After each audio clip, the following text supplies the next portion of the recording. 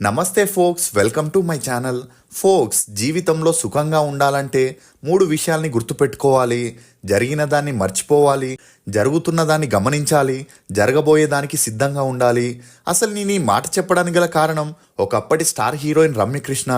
Casting couch అనేది ఎప్పటి నుంచో సినిమా రంగాన్ని కుదిపేస్తుంది.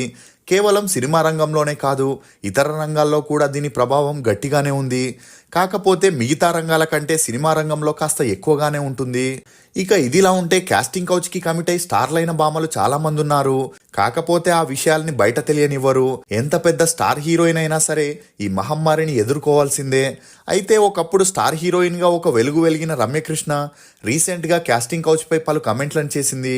అలా ఒక ఇంటర్వ్యూలో ఈమె మాట్లాడుతూ చాలా మంది హీరోయిన్లు గుర్తింపు తెచ్చుకోవాలన్నా, ఛాన్సులని పట్టేయాలన్నా కొన్ని వేధింపులు భరించాల్సిందే.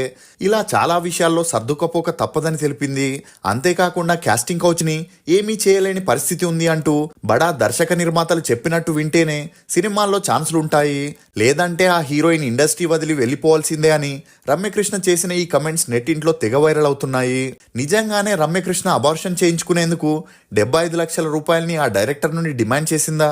ఐరన్ లెగ్ రమ్యకృష్ణగా ఉన్న ఈమె గోల్డెన్ లెగ్ రమ్యకృష్ణగా ఎలా మారింది? డైరెక్టర్ రాఘవేంద్రరావుకి రమ్యకృష్ణకి ఉన్న సంబంధం ఏంటి? రాజేంద్ర ప్రసాద్ సపోర్ట్ తోనే రమ్యకృష్ణ తెలుగు ఇండస్ట్రీలో ఎదిగిందా? ఇప్పుడు రమ్యకృష్ణ నిజంగానే కృష్ణవంశీ నుండి విడాకులు తీసుకోబోతుందా అనే నమ్మలేని నిజాల్ని ఈ వీడియోలో చెప్పడానికి నేను ప్రయత్నిస్తాను. మీరు మాత్రం ఈ వీడియోని పూర్తిగా చూడండి.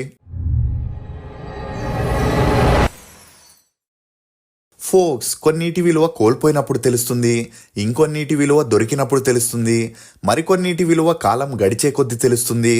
రమ్యకృష్ణన్ అలియాస్ రమ్యకృష్ణ ఈమె 1970 సెప్టెంబర్ 15న తమిళనాడులోని చెన్నైలో ఒక బ్రాహ్మణ ఫ్యామిలీలో జన్మించింది. తండ్రి కృష్ణన్, తల్లి మాయా. ఈమెకు వినయ కృష్ణన్ అనే చెల్లెలు కూడా ఉంది. ఇక రమ్యకృష్ణ తండ్రి ఒక ప్రైవేట్ జాబ్ చేసుకుంటూ కుటుంబాన్ని పోషిస్తే తల్లి హౌస్ వైఫ్ గా ఉండేది. ఇదిలా ఉంటే 60s 70s లో హాస్య నటుడిగా ఉన్న చో రామస్వామి రమ్యకృష్ణకి మేనమామ అవ్వడం విశేషం. ఇక చిన్నప్పటి నుండి మేనమామతో షూటింగ్ కి వెళ్లడం, ఆ షూటింగ్ లో చైల్డ్ ఆర్టిస్ట్ గా ఏదైనా క్యారెక్టర్ ఉంటే రమ్యకృష్ణతో రామస్వామి చేపించేవాడు. ఇక అలా తరచూ షూటింగ్ స్పాట్ కి వెళ్లడంతో రమ్యకృష్ణకి యాక్టింగ్ మీద మక్కువ ఎక్కువైంది. ఇదిలా ఉంటే రమ్యకృష్ణ ఇంటి ఆర్థిక పరిస్థితులు కూడా అంతంత మాత్రమే ఉండడంతో తల్లిదండ్రులు కూడా సినిమాల్లో యాక్ట్ చేపించేందుకు సపోర్ట్ చేసేవారు. ఇక రమ్యకృష్ణ తన స్కూలింగ్ ని చెన్నైలోని ప్రైవేట్ స్కూల్లో చదివేటప్పుడు ఈమె మేనమామ ఈమెను క్లాసికల్ డాన్స్ క్లాస్ లో చేర్పించారు. ఇదిలా ఉంటే చదువుల్లో అంతంత మాత్రమే ఉన్న రమ్యకృష్ణ ఎప్పుడూ డాన్స్ ప్రాక్టీస్ చేస్తుండేది. ఇక ఈమెను త్వరగా హీరోయిన్ చేయాలని తల్లి ఈమెకు హార్మోన్ ఇంజెక్షన్స్ ని వేపించడంతో 13 ఏళ్లకే రమ్యకృష్ణకి హీరోయిన్ కావాల్సిన ఫిజిక్ వచ్చింది. దీంతో 7వ తరగతి చదువులకి ఫుల్ స్టాప్ పెట్టించి సినిమాల్లో ట్రై చేయడం మొదలెట్టారు. ఇక ఒకవైపు సినిమాల్లో ట్రై చేస్తూనే క్లాసికల్ డాన్స్ ప్రోగ్రామ్స్ లో పర్ఫామ్ చేస్తూ డబ్బుల్ని కూడా సంపాదిస్తుండేది. ఇక అలా 1982లో కళాక్షేత్రంలో రమ్యకృష్ణ డాన్స్ పర్ఫార్మెన్స్ ని చేసేటప్పుడు ఆ ప్రోగ్రామ్ కి డైరెక్టర్ చిత్రాలయ గోపు గారు గెస్ట్ గా వెళ్లడం జరిగింది. అలా అక్కడ రమ్యకృష్ణ పర్ఫార్మెన్స్ ని చూసి చాలా ఇంప్రెస్ అయ్యాడు. ఇదిలా ఉంటే చిత్రాలయ గోపు అప్పటికే వైజీ మహేంద్రన్ ని హీరోగా పెట్టుకొని వెల్లై మనసు అనే మూవీని ప్లాన్ చేసి అందులో హీరోయిన్ కోసం సెర్చింగ్ లో ఉన్నాడు. అలా అప్పటి వరకు 50కి పైగా అమ్మాయిల్ని ఆడిషన్ చేసిన చిత్రాలయ గోపుకి అందులో ఎవరు నచ్చలేదు. దీంతో కళాక్షేత్రంలో నాటకాల్లో అందంగా ఉండి మంచిగా నటించే అమ్మాయిలు ఉంటారని అతని టీం వారు ఇతనికి చెప్పడంతో కళాక్షేత్ర ప్రోగ్రామ్స్ కి అతను వెళ్లడం జరిగింది. ఇక అలా రమ్యకృష్ణకి 13 ఏళ్లకే హీరోయిన్ కావాల్సిన అన్ని లక్షణాలు ఉండడంతో అక్కడే ఉన్న రమ్యకృష్ణ తల్లితో ఆ డైరెక్టర్ మీ కూతుర్ని నా మూవీలో యాక్ట్ చేపిస్తారా అని అడగగా అందుకు రమ్యకృష్ణ తల్లి 2 రోజుల్లో చెప్తామని వెళ్ళిపోయింది. ఇక అలా వచ్చిన అవకాశాన్ని వదులుకోకూడదని, సినిమాల్లో అవకాశం దొరకడం కష్టమని చో రామస్వామి చెప్పడంతో రమ్యకృష్ణ తల్లిదండ్రులు ఒప్పుకోవడం జరిగింది.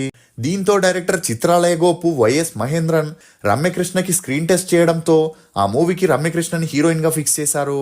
ఇక అలా 1982లో స్టార్ట్ అయిన ఈ మూవీ షూటింగ్ 10 రోజుల తర్వాత డైరెక్టర్ కి ప్రొడ్యూసర్ కి మనస్పర్ధలు వచ్చి ఆ ప్రాజెక్ట్ ని అక్కడికే ఆపేశారు. ఇక అలా ఆ ప్రాజెక్ట్ మళ్ళీ ఎప్పుడు స్టార్ట్ అవుతుందో అని 6 నెలల వరకు వెయిట్ చేసిన రమ్యకృష్ణకి ఎలాంటి యూజ్ అవ్వలేదు. కానీ 1 సంవత్సరం తర్వాత ఆ మూవీ ప్రొడ్యూసర్ అయిన సివి శ్రీధర్, అప్పటికే ఇతను చాలా మూవీస్ లో ప్రొడ్యూసర్ గా డైరెక్టర్ గా వ్యవహరించడంతో మళ్ళీ వెల్లై మనసు మూవీని రీస్టార్ట్ చేశాడు. ఇక అలా మొదటి మూవీ ఆగిపోతే తన కెరియర్ ఏమైపోతుందో అని భయపడిన రమ్యకృష్ణకి ఈ మూవీ రీస్టార్ట్ అవ్వడంతో మూవీ రిలీజ్ అయి తనకి మంచి గుర్తింపు వస్తుందనుకుంది. ఇక వెల్లై మనసు మూవీ 1984లో రిలీజ్ అయి ఫ్లాప్ అయింది. దీంతో సినిమాల్లో రమ్యకృష్ణ ఎంత ట్రై చేసినా ఈమెకు హీరోయిన్ గా ఎవరు ఛాన్స్ ఇవ్వలేదు. ఇక ఇదిలా ఉంటే రజనీకాంత్ శివాజీ గణేశన్ నటించిన పడికాదవన్ అనే మూవీలో రమ్యకృష్ణకి చిన్న పాత్రను పోషించే ఛాన్స్ వచ్చింది. అలా ఈ మూవీ రిలీజ్ అయి సూపర్ హిట్ అయినా రమ్యకృష్ణ చేసిన పాత్రకి ఎటువంటి గుర్తింపు రాలేదు. ఇక 80s లో ఫిల్మ్ ఇండస్ట్రీ మొత్తం చెన్నైలోనే ఉండడంతో రమ్యకృష్ణ తన తల్లితో కలిసి అన్ని మూవీ ఆఫీసులకి ఛాన్స్ల కోసం తిరుగుతుండేది. ఇలా ఉన్నప్పుడే హాస్య నటుడు నగేష్ తన కొడుకైన ఆనంద్ బాబుని పెట్టుకొని తనే ప్రొడ్యూసర్ గా డైరెక్టర్ గా పాత జ్ఞాపకం ఇల్లయో అనే మూవీని ప్లాన్ చేశాడు. ఇక నగేష్ అప్పటికే టాప్ కమీడియన్ గా ఉన్నప్పటికీ తన కొడుకుని సినిమాల్లో హీరోగా సక్సెస్ చేయాలని 10 సినిమాల వరకు చేసినా అందులో ఒకటి మాత్రమే హిట్ అయింది. మిగతావన్నీ ఫ్లాప్ అవడంతో ఈ మూవీతోనైనా తన కొడుకుని సక్సెస్ ట్రాక్ లోకి తీసుకురావాలనుకున్నాడు. అలా ఈ మూవీ కోసమే హీరోయిన్ సెర్చింగ్ లో ఉన్నప్పుడు ఈ విషయాన్ని తెలుసుకున్న రమ్యకృష్ణ మేనమామ చో రామస్వామి రమ్యకృష్ణకి హీరోయిన్ గా ఈ మూవీలో ఛాన్స్ ఇవ్వమని నగేష్ ని అడగడం జరిగింది. అంతేకాకుండా అప్పటికే యాక్టింగ్ లో రమ్యకృష్ణకి ఎక్స్పీరియన్స్ ఉండడంతో నగేష్ రమ్యకృష్ణని హీరోయిన్ గా సెలెక్ట్ చేశాడు. అలా ఈ మూవీ షూటింగ్ జరిగేటప్పుడే కెఎస్ రవికుమార్ నగేష్ దగ్గర అసిస్టెంట్ డైరెక్టర్ గా పనిచేసేవాడు. ఈ మూవీ షూటింగ్ లోనే రమ్యకృష్ణకి కెఎస్ రవికుమార్ కి మంచి పరిచయం ఏర్పడింది. ఇదిలా ఉంటే ఈ మూవీ షూటింగ్ లో ఒక యాక్షన్ సీక్వెన్స్ లో డమ్మీ గన్ తో ప్రాక్టీస్ చేయాల్సి ఉండేది. అలా సీసం బుల్లెట్స్ ఉన్న గన్ తో కెఎస్ రవికుమార్ హీరో ఆనంద్ కి రిహార్సల్ చేపిస్తుండగా పొరపాటున అది మిస్ ఫైర్ అయి ఆ బుల్లెట్ రమ్యకృష్ణ తల్లి భుజానికి దిగడంతో ఆమెను వెంటనే హాస్పిటల్లో చేర్పించారు. ఇక అలా కెఎస్ రవికుమార్ మీద పోలీస్ స్టేషన్ లో కేసు కూడా రిజిస్టర్ అయింది. ఇదిలా ఉంటే రమ్యకృష్ణ తల్లికి స్పృహ వచ్చాక అతను తెలియకుండా చేశాడని చెప్పి ఆ కేసుని రిటర్న్ తీసుకోవడం జరిగింది. అప్పటి నుండే రమ్యకృష్ణకి కెఎస్ రవికుమార్ కి మంచి స్నేహం ఉండిందనే చెప్పొచ్చు. ఇక అలా పాత జ్ఞాపకం ఇల్లయో మూవీ భారీ ఎక్స్పెక్టేషన్స్ తో 1985 సెప్టెంబర్ 14న రిలీజ్ అయి ఫ్లాప్ అయింది. దీంతో రమ్యకృష్ణకి హీరోయిన్ గా ఛాన్సులు రావడం పూర్తిగా ఆగిపోయి సపోర్టింగ్ క్యారెక్టర్స్ ని చిన్నా చిత్క క్యారెక్టర్స్ ని ఇచ్చేవారు. అలా సర్వం శక్తిమయం, పువితు, విలంగు అనే మూవీస్ చేస్తూ కమల్ హాసన్ తో ప్రతిసొల్లుం పిల్లై అనే మూవీలో సెకండ్ హీరోయిన్ గా చేసిన అన్ని మూవీస్ రిలీజ్ అయి ఫ్లాప్ అవడంతో రమ్యకృష్ణని ఇండస్ట్రీలో ఐరన్ లెగ్ గా పరిగణించడం జరిగింది. అంటే ఈమె ఏ మూవీలో ఉంటే ఖచ్చితంగా ఆ మూవీ ఫ్లాప్ అవుతుందనే వార్తలు ఇండస్ట్రీలో స్ప్రెడ్ అయ్యాయి. అలా ఈ ముద్ర పడడంతో తమిళ్లో ఈమెకు ఎవరు ఛాన్స్లు ఇవ్వకపోయేసరికి మలయాళం, తెలుగు, కన్నడ భాషల్లో కూడా ట్రై చేయడం మొదలెట్టింది. అలా ట్రై చేసేటప్పుడే మలయాళంలో మోహన్ లాల్, మమ్ముట్టి హీరోస్ గా యాక్ట్ చేసిన నేరం పులరం బోల్ అనే సినిమాలో రమ్యకృష్ణకి హీరోయిన్ గా చేసే ఛాన్స్ వచ్చినా ఆ మూవీ కూడా 1986లో రిలీజ్ అయి ఫ్లాప్ అయింది. ఆ తర్వాత తెలుగులో కృష్ణ గారు హీరోగా యాక్ట్ చేసిన కంచుగోడ అనే సినిమాలో రమ్యకృష్ణ ఒక గిరిజన అమ్మాయి పాత్రను పోషించింది. ఇక ఈ మూవీ కూడా ఆడకపోయినా వెంటనే భలే మిత్రులు మూవీలో సెకండ్ హీరోయిన్ గా ఛాన్స్ వచ్చింది. కానీ ఈ మూవీ కూడా రిలీజ్ అయి ఫ్లాప్ అయింది. ఇదిలా ఉన్నప్పుడే తెలుగులో లేడీస్ మ్యాన్, కొత్త అమ్మాయిలకి లక్కీ స్టార్ అని పిలువబడే రాజేంద్ర ప్రసాద్ గారు కొత్త హీరోయిన్స్ కి తన మూవీలో పిలిచి మరీ ఛాన్స్ ఇస్తుండేవారు. అలా రమ్యకృష్ణతో పెరిగిన మంచి స్నేహం కారణంగా మదన గోపాలుడు అనే మూవీలో హీరోయిన్ గా ఛాన్స్ ఇవ్వగా ఆ మూవీ 1987లో రిలీజ్ అయి ఓకే టాక్ వచ్చింది. దీంతో వీరిద్దరూ కలిసి బావా మర్దల సవాలు, బామ్మ కలాపం, పైలా పచీసు, ఆస్తులు అంతస్తులు, దాగుడు మూతల దాంపత్యము అని వీరిద్దరూ కలిసి 11 సినిమాలో హీరో హీరోయిన్స్ గా చేయడం విశేషం. ఇక అలా రమ్యకృష్ణని ఐరన్ లెగ్ గా పిలిచిన ఇండస్ట్రీ వారే రాజేంద్ర ప్రసాద్ తో చేసిన most of the movies hit అవ్వడంతో ఈమెను అందరూ గోల్డెన్ లెగ్ గా పిలవడం మొదలెట్టారు. ఇక ఆ మధ్యలోనే కె విశ్వనాథ్ గారి డైరెక్షన్ లో సూత్రధారులు అనే మూవీలో రమ్యకృష్ణ సీతాలుగా ఒక పాత్రని పోషించగా ఆ మూవీ రిలీజ్ అయి హిట్ అవ్వడంతో పాటు బెస్ట్ ఫిలిం కేటగిరీలో నేషనల్ అవార్డు కూడా పొందింది. ఇక అప్పటి వరకు రాజేంద్ర ప్రసాద్ తో ఉన్న సన్నిహిత్యంతోనే మూవీస్ చేస్తున్న రమ్యకృష్ణ ఎప్పుడైతే డైరెక్టర్ కె రాఘవేంద్రరావు మోహన్ బాబుని హీరోగా పెట్టుకొని అల్లుడు గారు అనే మూవీలో సెకండ్ హీరోయిన్ గా రమ్యకృష్ణకి ఛాన్స్ ఇచ్చాడో అప్పటి నుండి కె రాఘవేంద్రరావు డైరెక్ట్ చేసిన అన్ని మూవీస్ లోనూ తనకే హీరోయిన్ గా ఛాన్స్ ఇవ్వడం మొదలెట్టాడు. అంతేకాకుండా ఇంతవరకు ఏ డైరెక్టర్ చూపించని రమ్యకృష్ణలోని గ్లామర్ యాంగిల్స్ ని కె రాఘవేంద్రరావు జనాలకి చూపించాడనే చెప్పొచ్చు. అలా అల్లరి మొగుడు, అల్లరి ప్రియుడు, మేజర్ చంద్రకాంత్, ముగ్గురు మొనగాళ్ళు, రాజసింహం, గరానా బుల్లోడు, అన్నమయ్య, ఇద్దరు మిత్రులు అని శ్రీదేవి తర్వాతకే రాఘవేంద్రరావు రమ్యకృష్ణతోనే ఎక్కువ మూవీస్ చేశాడని చెప్పొచ్చు. కానీ ఈ మూవీస్ లో హీరోయిన్ ని గ్లామర్ డాల్ గా చూపించడమే తప్ప యాక్టింగ్ కి స్కోప్ ఉండే పాత్రలు హీరోయిన్స్ కుండేవి కావు. అలా ఒకవైపు రమ్యకృష్ణ రాఘవేంద్రరావు గారితో మంచి స్నేహాన్ని కొనసాగిస్తూ మరోవైపు తమిళ్లోనూ ఎలాగైనా టాప్ హీరోయిన్ అవ్వాలని తనకి స్నేహితుడు అప్పటికే డైరెక్టర్ గా సక్సెస్ఫుల్ గా దూసుకుపోతున్న కెఎస్ రవికుమార్ ని రమ్యకృష్ణ కలవడం, తనకి తన మూవీస్ లో ఛాన్స్ ఇవ్వమని అడగడం జరిగింది. ఇక అదే సమయంలో కేఎస్ రవికుమార్ నరసింహ అనే మూవీని రజనీకాంత్ తో ప్లాన్ చేయగా ముందుగా నీలాంబరి పాత్రకి వేరే ఆర్టిస్ట్ ని సెలెక్ట్ చేయడం జరిగింది. కానీ కేఎస్ రవికుమార్ కి రమ్యకృష్ణతో ఉన్న మంచి స్నేహం కారణంగా నీలాంబరి పాత్రకి రమ్యకృష్ణకి ఇవ్వడం జరిగింది. ఇక ఈ మూవీ జరిగేటప్పుడే వీరి స్నేహం కాస్త సన్నిహితంగా మారి ఇద్దరు ప్రేమలో పడ్డారు. కానీ అప్పటికే కేఎస్ రవికుమార్ కి పెళ్ళై 3 పిల్లలు కూడా ఉన్నారు. ఇక నరసింహ మూవీ 1999లో రిలీజ్ అయి సూపర్ డూపర్ హిట్ అవడంతో పాటు అప్పటి వరకు రమ్యకృష్ణ అంటే గ్లామర్ డాల్ అనుకున్న వారంతా ఆ మూవీలో ఈమె యాక్టింగ్ చూసి ఫ్యాన్స్ గా మారారు. అలా ఆ తర్వాత పాటాలి, పంచతంత్రం అనే మూవీస్ చేసేటప్పుడు వీరిద్దరూ లివింగ్ రిలేషన్లో ఉండేవారు. ఇక ఈ మూవీస్ చేస్తున్నప్పుడే రమ్యకృష్ణ ప్రెగ్నెంట్ అయిందని, దీంతో రవికుమార్తో తన భార్యకి విడాకులు ఇప్పించి తనని పెళ్లి చేసుకోవాలని రమ్యకృష్ణ డిసైడ్ అయింది. అలా వీరిద్దరి ఎఫ్ఐఆర్ గురించి న్యూస్ పేపర్స్లో అప్పట్లో హల్చల్ అవ్వడంతో కేఎస్ రవికుమార్కి తన భార్యకి పెద్దగా గొడవలు జరగడం మొదలయ్యాయి.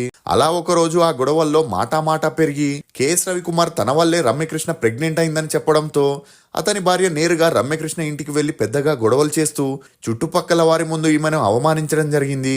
ఇక ఈ అవమానాన్ని తట్టుకోలేని రమ్యకృష్ణ కేఎస్ రవికుమార్తో తన భార్యకు విడాకులు ఇవ్వమని చెప్పగా అందుకు కేఎస్ రవికుమార్ ఒప్పుకోకుండా రమ్యకృష్ణనే అబార్షన్ చేపించుకోమని చెప్పడంతో హార్ట్ బ్రేక్ అయిన రమ్యకృష్ణ అందుకు ఒప్పుకోకుండా 75 లక్షల రూపాయలని డిమాండ్ చేసిందని, ఈ విషయం బయటికి రాకుండా ఉండాలంటే తను చెప్పిన అమౌంట్ ఇవ్వాలని చెప్పడంతో కేఎస్ రవికుమార్కి వేరే దారి లేక 75 లక్షల రూపాయలను ఇచ్చాడని, దీంతో ఆమె అబార్షన్ చేపించుకుందనే వార్తలు అప్పట్లో మీడియాలో హల్చలయ్యాయి.